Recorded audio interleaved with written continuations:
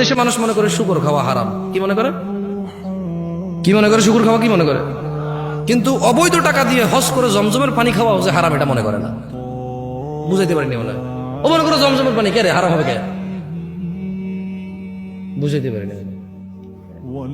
আচ্ছা শোনেন, আমরা শুকর কি জন্য খাই না? কি এটা হারাম এই জন্য নাকি মনে মনে চায় না তাই? কোনটা? এই সবাই কথা বলিয়েন, বুঝছেন, অসুবিধা নাই তো। শুকর হারাম তাই খাই না, তাহলে সিগারেট কেন খাই? হালাল কি কোন শুকর খান না? কোন করলেন যে হারাম শুকর খান না তাই? আমি আপনারা একবার একরকম কথা বলেন, এই জন্য আসলে মজা নাই কথা বললাম। শুকর কেন খাই না? তাহলে মদ কেন খাই? মদ খাওয়া ছেলেটা কিন্তু শুকর খায় না কেন? নাম নিলে তো 40 দিন ওযু থাকে না। আস্তাগফিরুল্লাহ।